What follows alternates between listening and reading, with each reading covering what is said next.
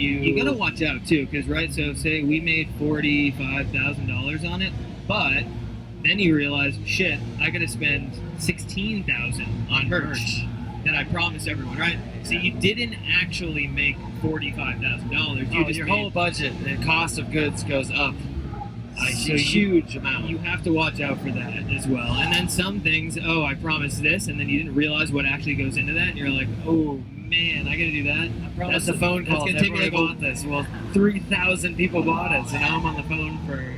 But it's worth it, obviously. I mean, that's sick. That's crazy. So you definitely have to be, before launching it, make sure everything that you are doing is doable. And I think with Indiegogo, you can set limits. I mean, 500 max for certain perks and stuff like that. But Indiegogo is good for if you have one project you want to do and you need this much money to create it. Patreon is good more for like a career, to like create content for a certain amount of time, right? As long as you're creating content that people like, they'll keep paying you every month. So that does work. I mean, I've thought about trying something like that. It is pretty cool. Like literally just put it out there and say, hey, RLSI fans, we'll be able to create this much more content if we have this much per month or something. But we kind of truck along as it is, so we don't like need to do that, but it's a great concept. I think it's awesome. I guess, how do you guys like kind of delegate tasks between each other? Great question. Yeah, that's good. You don't. You just do us. it. No, I'm just kidding. I like delegating. It's a difficult skill to have, and it takes a lot of practice to be able to delegate stuff to people. You also need everybody willing to work and want to do the things that they're working on. Like whether it sucks to do or not, someone's got to do it. If I say, hey, we need to do this, anyone interested? No one is. You I just do it. Yeah. But I'd say, like, if you have a band member who's just not into really doing anything, then they're just gonna fall behind, right? Especially if you do everything yourself. You're essentially a business. You are a band, but you're also a business. It's people who don't want to work hard in a business don't get paid as much. Right. So like that's not an unfair thing to do. I don't think that's the advice I give people. If you have band members that just don't want to do as much work, then have a conversation. It's kind of awkward, but just have a conversation and say, hey, if I have to sit here all week doing this and you just kind of work for a day or two, I mean, obviously the people who do more work should probably get more money, but there's enough things that a DIY band has to do that there's more than enough to delegate equally, right? You got Trevor does a lot of the merch stuff. I do all the recording. There's tons of it. There's branding that you could do. There's press. So like we had Woody do some press where he like hit up a bunch of magazines and internet like blog sites. But that is another thing though. That kind of leads me back to when I first started. Like when you start a band, say who's interested in learning Photoshop, because you'll never like when it comes down a few years down the road.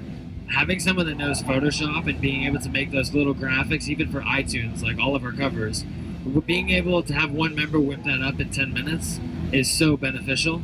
So even if you have that one guy that, all right, you're in charge of just the art, and when we get a new promo, make all the banners for Facebook, YouTube, Twitter, Instagram, all of that stuff. So like that's kind of his job.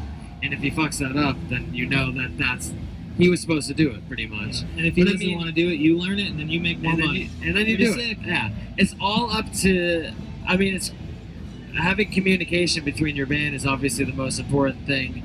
Every single Monday at 10 o'clock, we have like a big conference room table in our studio, and we sit there for 2 hours. Sometimes it's 6 hours, which is an entire waste of a day, so I don't suggest doing that. But like we sit there for a few hours and we say, this is what we need to do this week. And then we'll write it on our whiteboard, and I'll get the green Sharpie, Matt will get the red one. And if you're that color, then who's doing what? Then you have to do that. And like, if we get to Friday and no one did that, then you're to blame for that, pretty much, because you committed to it on Monday. So like, it seems weird. A lot of bands don't work that way, but we've kind of created it because we're doing self-management, self-label, everything like that. It's just been. That's what needs to happen pretty much. So we do create more of like a business end of things, less I mean, it's still obviously it's the most fun thing you could ever do. We just run our pretty band like much. a business. So Yeah. that's what we have to do if we want to get everything in order and cover all our bases. Yeah, like we try to work 9 to 5, Monday through Friday. It's kind of funny. Bands kind of feel like you be in a band to get away from that, but we realize that it's so sporadic to be able to like hang out with your family and spend time with friends. You have to have a good routine with a solid schedule and separate your time from music and like family time, for example. So But then it gives you the freedom to say, "Fuck it, I'm not working this week, and I'm going to go to the beach." you can do So that. you can do that, which is awesome. So like that's what's so beneficial about kind of doing it all yourself. You kind of give yourself, you're your own boss, but you're also the only people in charge of succeeding. So like it's up to you how big you want to get, how hard you want to work, and how great your content is pretty much. So like that's why I think it's so beneficial to just do your band, even not even a band, even a photographer, whatever it is, model, anything like that. If you're doing it yourself, you know that it's going to be the best that you think it could be. But I feel like we get kind of stressed out when we haven't released like a video in like over a month, which is really not that long. But like we start to be like, man, we haven't released anything in a while. We can see our social media start to go down a little bit. Like our subscribers haven't gone up that much, so we're just like, all right, let's just do a cover or something. Let's do a video, and that is definitely a good advantage to have, to be able to just create anything whenever you need to. So just constantly grind, pretty Yeah. much. That's what we've learned.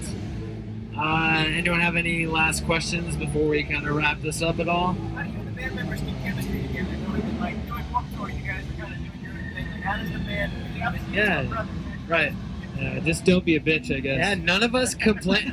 It's surprising. Like you will hang out with bands and we hear the shit that they talk about or deal with, and we're like, oh my god, dude, like, why do you even care about that? You Like, just gotta let shit go. you let shit go and don't. If you have a problem with something, go up to them and be like, yo, like, what? Why are you? I mean, it's just like you're fucking human. So like, talk to the person about it, and if it's a problem, figure it out right then, and don't like wait for it to like build up even more. If something's pissing you off, then you figure it out right there. You don't just like continue to let it build up, and then 2 weeks go by, and then that big explosion happens, and you're like, fuck, now we're all pissed at each other. But like Woody, I've known Woody as long as I've known Matt. He was our neighbor when I was born, pretty much, Woody. So I mean, he's like another brother. I've known Tim for, I don't even know, 15 time. years pretty much. So like, we're all very close. Even like 3 years ago, we moved to California. We just got a house together and we all lived there. So on and off tour, we were with each other. I don't suggest doing that. It was lot of cool time for a ago. little bit, but We pulled it off all right, but still. we pulled it off. It was a pretty big house, so we had our space, but little separation after tour is nice. But like, I will say, if you have one guy in your band who's causing all the problems, just kick him out. yeah, it's not worth. It's not even worth it, it's not because worth that could ruin the entire thing. And we've seen a lot of friends bands that have that one asshole who fucks everything up for the entire band, and they worked years and years to get to that point. And now, just because they let that happen so much, it's ruined. Yeah. So that's kind of how we deal with everybody. I mean, it's just we're all grown adults for the most part, so we don't let shit bother us too much. And kind of, we're not like that big crazy party band. We just go back and go to bed or watch Netflix or work on our computers. So that's also another thing. You have bands that just get like fucking blackout wasted and pissed off at each other, and that kind of ruins a relationship too. You had one more question, maybe? Yeah, it's kind of specific, but can you give like a breakdown of how much of your like the time you spend is making music, like planning and business Oh, yeah. meetings? It kind of all blends together a little bit, but I mean, you try to keep it. The more separate you can keep it, probably the more efficient you are at doing those things. I don't know. I'd say, It depends what you're working on at that time, also. like we were saying, we try to get together every Monday morning for like a couple hours and say, all right, what do we need to do this week? Let's figure it out. And probably Sunday night, I try to, on my own at my apartment, just kind of go through everything and try to make some sort of plan and see what I want to talk about. Trevor makes a list of what he wants to talk about. We try to organize it all at the beginning of the week, so if I have to record music or something, everyone else can be doing some of the more business and side of things, right? So you do kind of have to delegate, see who's doing what. But like every day, you still gotta stay on top of your emails. But like, That's kind of what we do first. We get to the office or the studio, do emails from whatever 9 to noon, and then after that, that kind of work is done. emails are best if you only give yourself only answer them twice a day. Right? If you keep your computer open, you'll just keep seeing emails pop up slowly, and you can just sit there all day and answer emails. And really, when you really could have just said, okay, I'm going to answer it for 30 minutes in the morning, 30 minutes in the afternoon, then that's it. I'll check them out tomorrow. Then you can just fly through all of them in 30 minutes. Just limit yourself, right? Because no one wants to be sitting there answering emails all day. But yeah, other than that, I mean, if we have an idea or someone has an idea, we'll stop recording or something and just talk about it real quick. You want to try to limit it so you don't get too distracted, but I don't know, if someone has a good idea and you kind of want to discuss it on the spot, nothing wrong with that. But I'd say, I don't know, normal week, probably 60% recording music. Maybe I'm 100% recording music, but like, I don't know, it's just all mixed between everyone else. Awesome. You're probably 80% business at this point. Business Probably. guy over here. Yeah, I just took over all the management stuff after we fired manager, so Wow. it's a lot, but I like doing it. I made a fake manager name That's a good idea too. because you don't want make up a manager that you can field emails through. because it does. I don't. Sometimes I have to be a dick, and I don't want it to be coming from the band directly, so I made up a fake name. I asked our lawyer if it's fine. He said it's cool, so Ah, right. I'm not in trouble. It's also hilarious. Tom Wiseman. If you ever get an email from him, that's me. All right, you guys want to do a picture? Yeah. Let's sure. do it. Thank you guys.